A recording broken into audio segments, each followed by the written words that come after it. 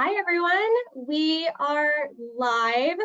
Thank you so much for joining our webinar today. We're so excited to have you all. My name's Keisha Johnson, the marketing coordinator at DaySmart Recreation, and we're so excited to be having Joe, or Coach Joe, as we like to call him, who is the founder of Empower You Specialty Fitness. During the webinar, I would like to remind you guys that you will be muted and your cameras will not be able to be shown. But if you do have questions during the webinar, you are more than welcome to insert them in the questions box below, and we will do our absolute best to make sure that we answer all of them after the webinar. If you can see my screen, just let me know, give me a thumbs up or say that you can see it in the chat. And then just one more quick reminder is that during the webinar, you guys will be prompted to answer a few questions. So we highly encourage you guys to do so if you can. So without further ado, Joe, I'm going to let you introduce yourself so we can kick this off. Excellent, Keisha. Thank you very much. I'm Coach Joe, Joe Delvesio. I'm the founder of Empower You Specialty Fitness. We are a provider for the state of Pennsylvania that specializes in strength and conditioning, fitness services, wellness, and nutritional education. We were founded in 2019.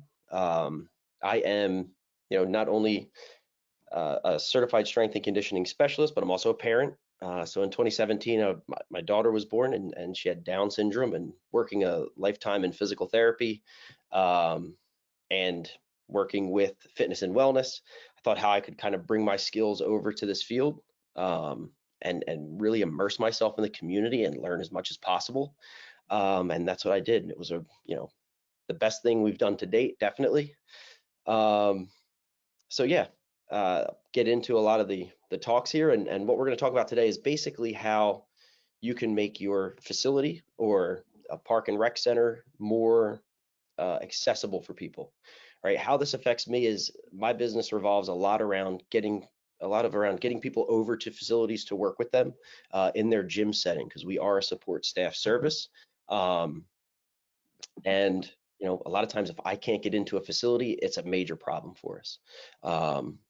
And so what I do is I actually run needs assessments, not only to get a picture of people's physical wellness and well-being, but to also actually assess the facilities that we'll be going to. Now, that's not a professional assessment for them, but something that I do for myself, right, to make sure that things are kind of flowing and a little bit easier for us. I guess you can imagine that, for some people with disabilities, getting out to exercise or doing something physical or getting out into the community and playing with others that might be more neurotypical can be a difficult thing, a daunting task. Once I tell them that they're going to be good to go and we get over there, if I get to a place that we aren't able to get into, it can really impact them.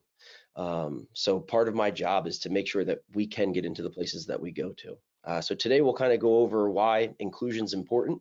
We'll go over, the benefits to your facility and to the members in your facility. We'll go over some options of how to make your facility a little bit more inclusive and accessible for people. And you might be surprised at some of the things that we say, because it's not as, there are some dead set things we can not get around as far as equipment's concerned. But a lot of it is kind of mindset and education as well. So we'll talk about a lot of that today. Awesome. Thank you so much, Joe. And just to let you guys know, Joe has over 10 years of experience in the industry. We thought he'd be just a great person to give you guys input and insights on how to make your facility more accessible if you're interested in it or it's something you've thought about. It doesn't matter if you're an expert on this subject or not, but it is Disability Awareness Month. March does mark the beginning of Disability Awareness Month, and we just wanted to give you guys some advice from our point of view, and especially from Joe's experience. Why inclusion at your facility matters. We know that it promotes diversity and it's going to increase participation here. What we know is that if you make people a little bit more comfortable, they seem to knock down some of their walls a little bit, and they're much more able to participate fully in what you're doing.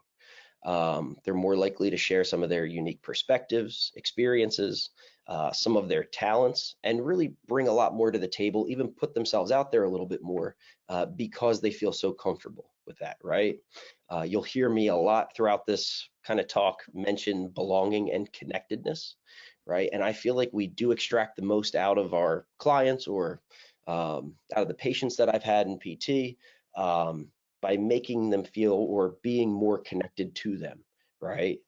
Making them feel comfortable with what we're doing. Once we kind of foster that sense of belonging, right, we see that people are more apt to participate, they're more apt to build relationships and kind of support each other. I notice a lot of times when people feel comfortable and accepted and welcome, they're much more likely to welcome others to that, whatever you might be doing, right, to your facility, to your rec center, and they're much more likely to kind of build them up, right, accentuate their strengths and try to help them feel more included as well, which is really important. Of course, I'm a numbers person through all of my years of what we've had to do in measuring outcomes, and it definitely improves your outcomes. You're going to, you get people to open up a little bit more, get people to put themselves out there, get people to kind of strive a little bit more, and you're creating better solutions, you're improving your decision making, you're increasing your productivity, you're improving retention and definitely engagement. You notice a lot more creativity in my field. I see a lot more creativity. I see a lot more openness to try things. Like I said, I kind of specialize in getting people juiced about exercise that might not have been juiced about it before. It can be a pain in the butt for any of us.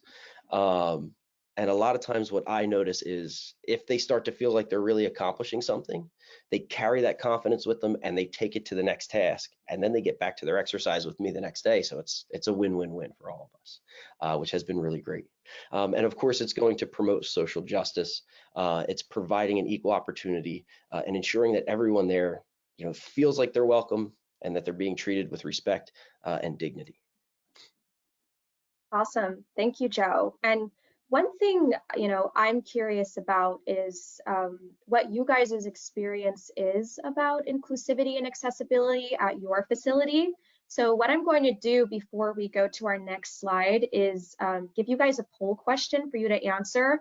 And I'm going to give you guys about 1 minute to answer that, and Joe and I can review those answers together.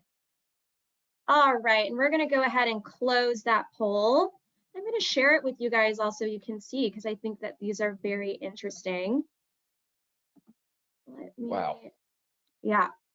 Awesome. Yeah, so 58% of people said that, yes. 33% not that I know of. I feel like that's what is pretty common, right? There are just some things that we don't know that we don't know them.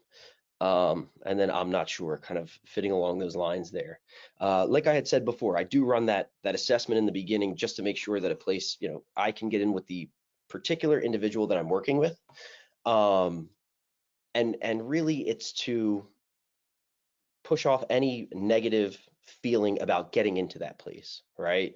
I notice that if I'm with a person and I misjudge the facility that we're going to, and I get this person excited to go and they're really ready to try it out, and I show up and they can't get in, not only do I know that's going to take a major hit on their progress from here on out, right? Especially that nearsighted kind of progress within the next 4 to 6 weeks.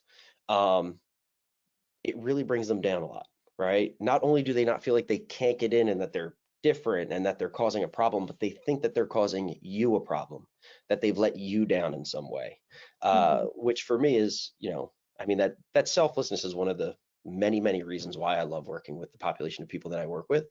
But at the same time, it's sad for me to see that they're more worried and concerned about how I feel because they're probably so used to this happening.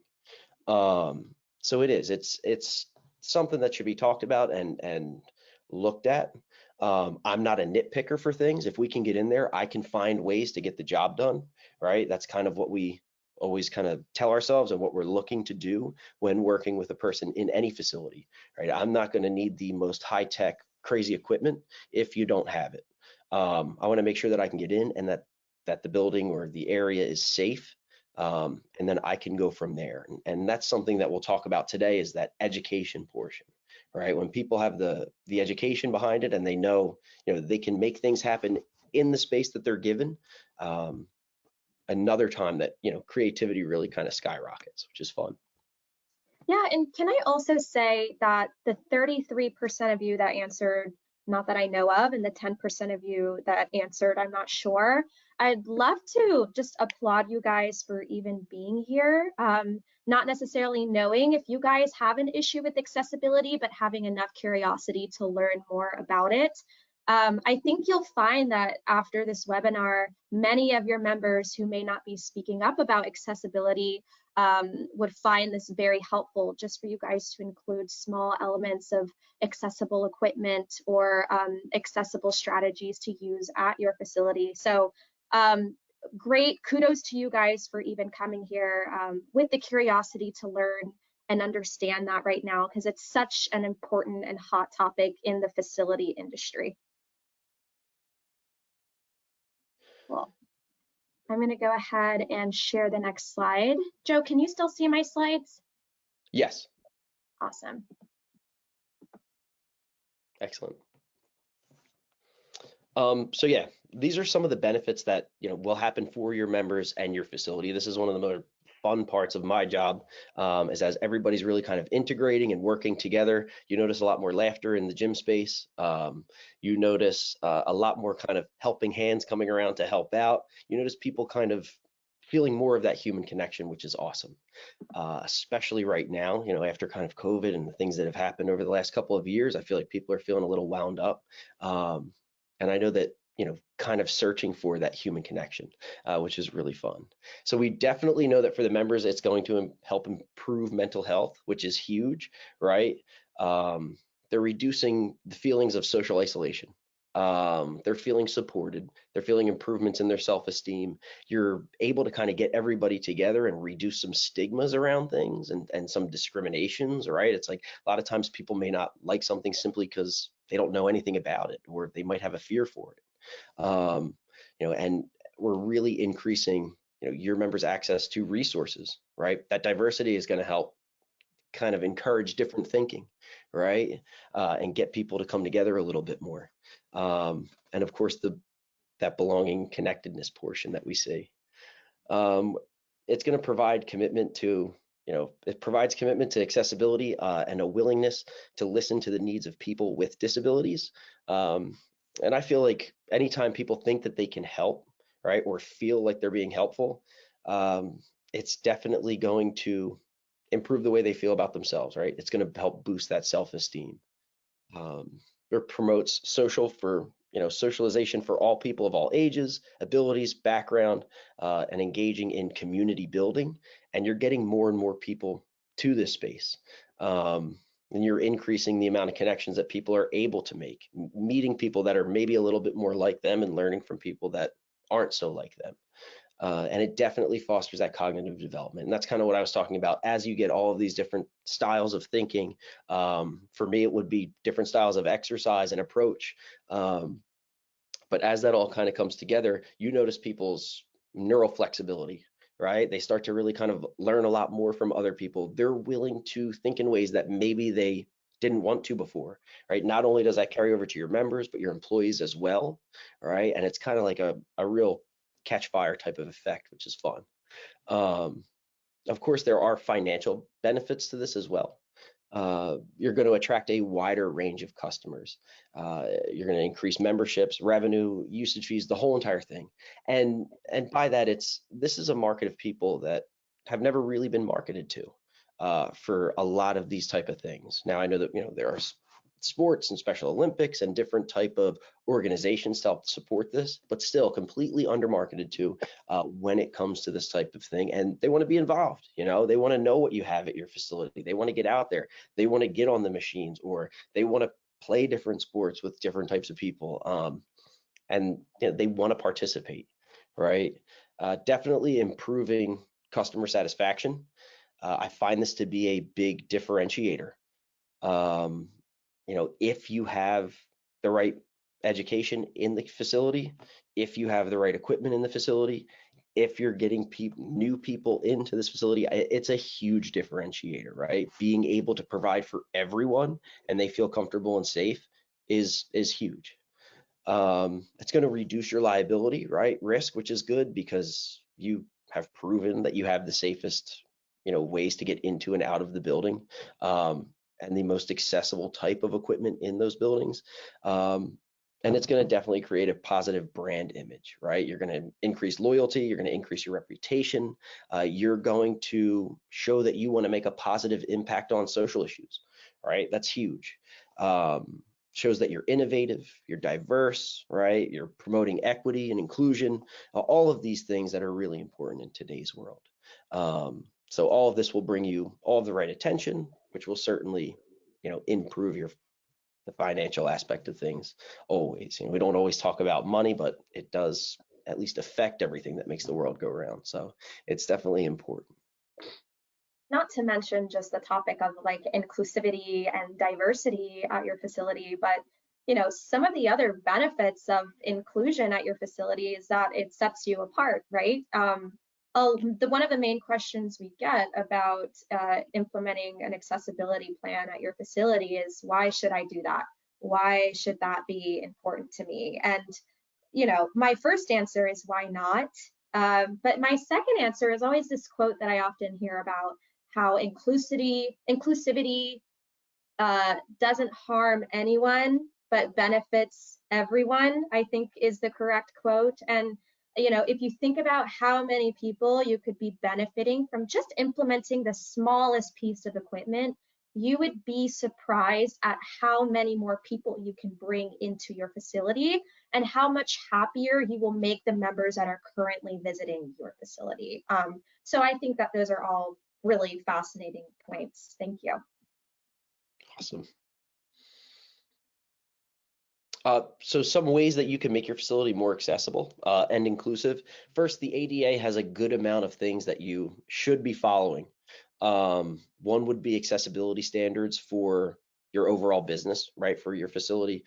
And that's going to be the things that include making it accessible as far as parking spaces, ramps, elevators, accessible type of restrooms for people, the things that I see a lot of in today's world.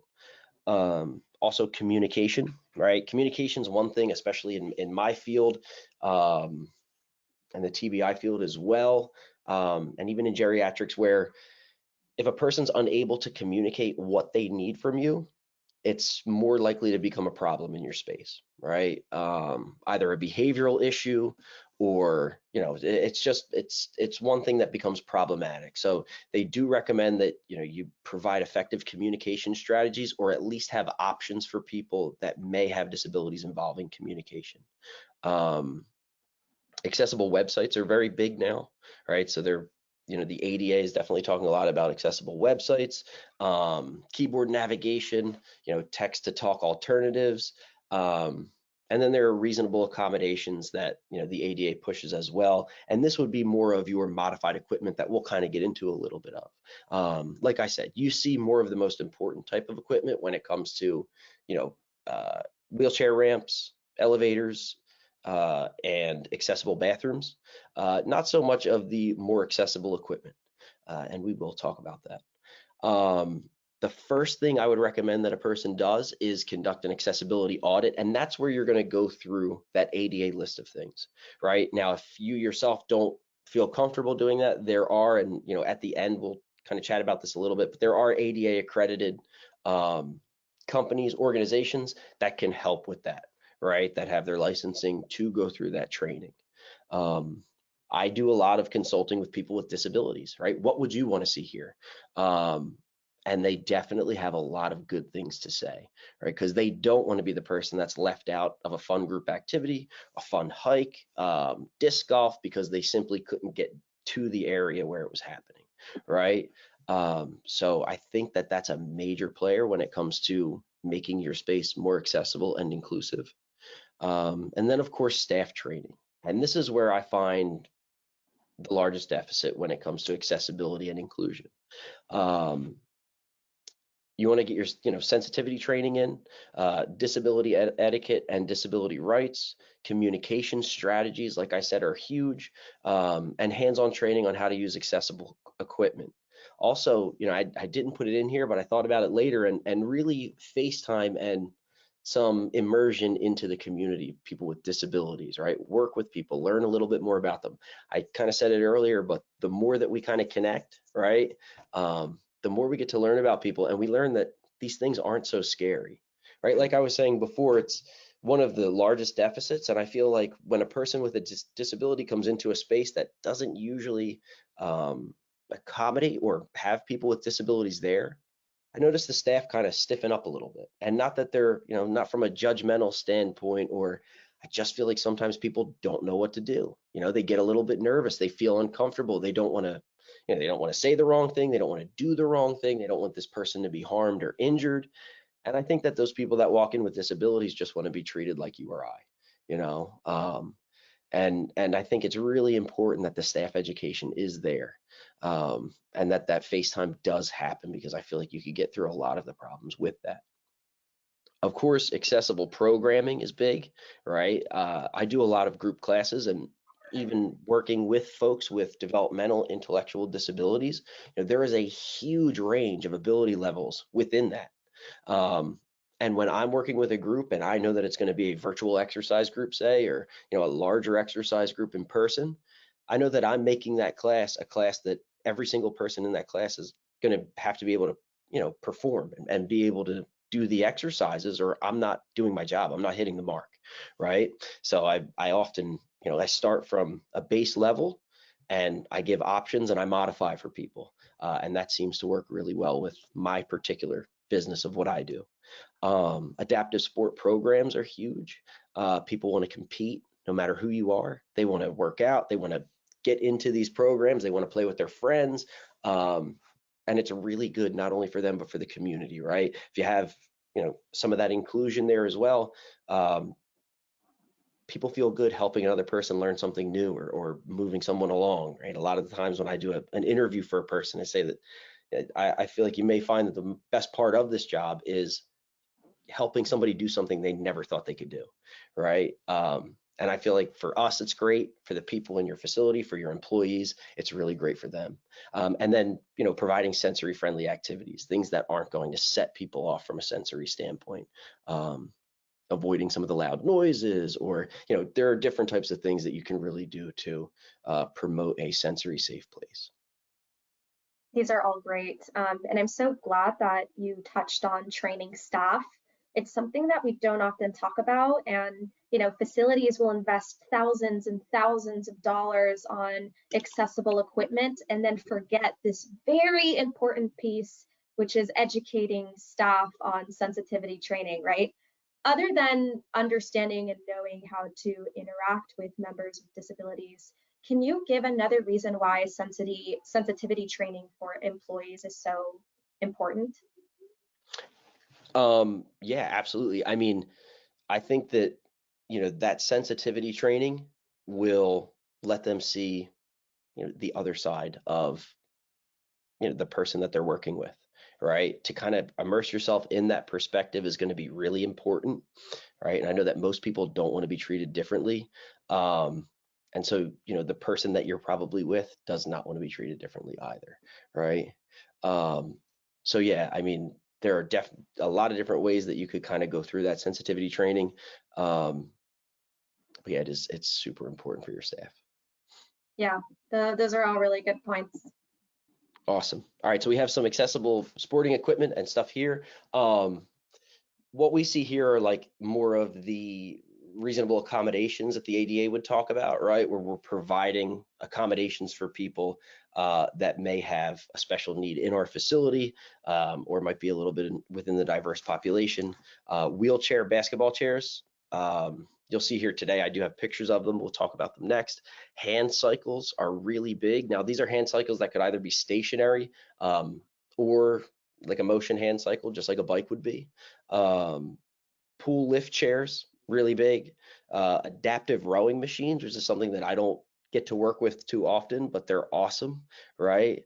And then we see like park things that you can do, swings with harnesses, things that are going to provide a lot of safety options for people are going to be your best bet. Wheelchair accessible merry-go-rounds, sensory play equipment, and accessible climbing structures and safety panels and that kind of stuff. So, it's always built around safety, and how a person kind of maximize their experience while staying safe is going to be the best way to do it. A lot of these things are pieces of safety equipment, right? Swings with harnesses or lift chairs for the pool. And then of course the accessible climbing play structures, with a lot of new parks now are doing rubberized matting as their floors, which is awesome, right? Because not only the people that need to be included or might be disabled, but for the kids as well, or anybody else playing at that playground and park, they're definitely going to want that there because you kind of challenge yourself when you're at a park, right? Absolutely. Well, on that topic and discussion of accessibility equipment and accessible measures, I'm going to launch our next poll for you guys to answer. And this question is, what is the least prevalent accessibility measure used in facilities? So which one of these do you think facilities use the least? And then Coach Joe is going to give a little bit more detail on that. So I'm going to give you guys about 30 seconds to answer those and share it. Awesome. Education for the win. Definitely. Always, always. You know, places do miss out on these other things. Absolutely. But education seems to be the piece for me that is the most difficult to get through. You know, places may, you know, fully equip their facilities with a lot of this really good equipment, with all the things that they need to get people in there. And like Keisha was saying, you know, people get there and the staff just freezes, right? And they're not as, they're unable to treat the person as normally as they would like to be treated, right? So educating the staff is going to be huge. And I think that getting your staff in front of people that may have disabilities to see what it's like, or maybe promoting some type of events or things like that to have people over to your facilities will be really big, especially for your staff. Feeling comfortable for the staff is going to help keep people safe, and it's going to keep things running smoothly, definitely. Not that there aren't these other things at places, right? And we do see like a lot of wheelchair ramps, right? And I had mentioned to Keisha earlier, you know, talking some of my jargon, but I'm like, do you know what the rise and run of these wheelchair ramps and that kind of thing? I don't think people realize how long they actually have to be and how much space they actually take up. But yeah, you know, to every 1 inch of height that you have a ramp going up, you need to have 12 inches of run, right? So it does, you know, accommodating that kind of space can be difficult for places. So I think that it's not always easy, but there are definitely ways to get it done. Awesome. And we just wanted to show you guys a few images of what some of these accessible equipment look like. Joe, I don't know if you had any more examples or wanted to explain some of these images a bit more in detail. Yeah, so I mean, and I was telling Keisha earlier, the parks that they're making now are absolutely amazing. You can see here, this one's actually all on grass, which is great. You know, none of the tough mulch for a person with a wheelchair to try to drive through. I think that's, you know, sometimes we miss that portion of things. You do have the accessible ramp here to get to that main area, which definitely gets somebody in a wheelchair in the mix. You see the up to the left-hand corner here, the young lady, and looks like she's, you know, kind of playing with some type of board, and there are different, I guess, activities on it. These are all set pieces of sensory equipment, right? So they're going to be stimulating from a visual standpoint, from an audio standpoint, and also, you know, sometimes from a vestibular standpoint, or you can include a lot of sensory stimulating things that are good for people with disabilities, which will actually help minimize behaviors while they're at your facility or park, right? And it's also going to be mentally stimulating for people without disabilities. Getting some of the feedback that these pieces of equipment provide for people, especially the younger crowd, it's really fun for them, and it really kind of opens them up and gets their mind working in different ways. I mean, I'd imagine the first time you look at a kaleidoscope, right? You're like, what is this? Magic, you know? But very similar type of effect with the sensory equipment that they have now. This here to the right is a really awesome machine. I don't really see it too often, but it's a rowing machine. It's an adaptive rowing machine, which is fantastic. That might be on the more expensive side, but I'm sure that, you know, if you have a lot of people that have lower extremity deficits or plesias or any type of issue and need a wheelchair, and you're not meeting that need, equipment like this is really awesome. And then of course that lift to the pool, this is big. We do a lot of aquatic work in my company. getting someone that can't walk even in and out of the pool, they're walking in the pool. Not everyone, but I mean, it's the pool helps a lot with buoyancy, and it also provides some resistance. But it's going to allow people to do things that they normally couldn't do on land, so being able to get into that space is really important for them. Awesome. Excellent. And then ways to promote and market inclusion at your business. Tell people what you're doing, right? Create a welcome and inclusive environment, right? Foster open communication, ensure all of the employees know what's going on and that they feel supported, right? One thing is, it's not abnormal to not feel 100% comfortable the first time you work with somebody that might have a disability. It's like, that is so ridiculous to me. It's something new to you. It's something that maybe you don't know much about. And I'd never take offense to that. It's more of an educational piece. Come here, see how this works and see how much this person can actually do and how great they are at these activities or exercises or sports, right? You may be surprised. And it really might open their eyes and make them feel comfortable getting more and more people into that space. Making the right accommodations so that people can not only see your awesome adaptive rowing machine inside, but can actually get to it from the parking lot. All right. You don't want to forget about that super important piece. You definitely braille signs, closed captioning, that kind of communication piece is going to be big as well. And again, you can find a lot of that on the ADA website information. And of course, assistive technology. I mean, the more stuff that they come out with now, it's amazing. I have full conversations with people that utilize iPads and talker pads to communicate with me. And they are really great at making fun of me, which is fun. And then, of course, using inclusive language, right? Diversity workforce. Offering flexibility, getting feedback, really kind of getting people with disabilities to tell you what they think of the changes you've made or of what they think that you should have in your facility is going to be big for it. Awesome. One other thing I just thought about while you were talking is that implementing accessibility at your facility is also a great way to put your business on the map. I think a lot of members in the disabled community are probably looking intentionally for facilities that will accommodate them. So by you being able to put out there that you do have these accommodations, you're not only creating a more welcoming and inclusive culture for them, but you're also bringing more people into your business because you have it somewhere on your website, or you may have it on your Google reviews or something like that. It's a great way just to market your business in general. So all great points, Joe. Awesome. Cool. Thank you very much. Well, we made it to the end, guys. For those of you who are here, thank you so much. We didn't get any questions in the question box, but we did have one person state that AIMFree, AIMFREE, is a wonderful resource to access accessibility in rec facilities. So thank you for sending that. I'll definitely include that in the emails that I'll send to you after this webinar. For those of you who are also asking, you will also get a recording of this, so please keep an eye on your inboxes. I'm sure a lot of you have questions for Joe, some follow-up questions or questions about employee training and all of that stuff.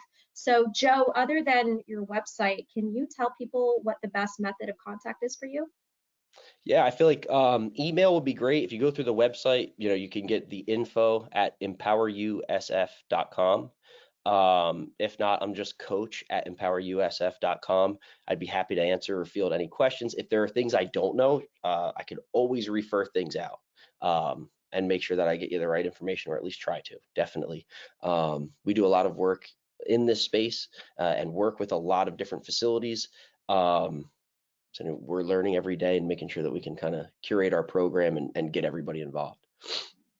Awesome. Well, this is the perfect way to wrap up Disability Awareness Month Joe, thank you so, so much for speaking with us today. We're so excited to have you, and we would love to have you back if you ever get the chance.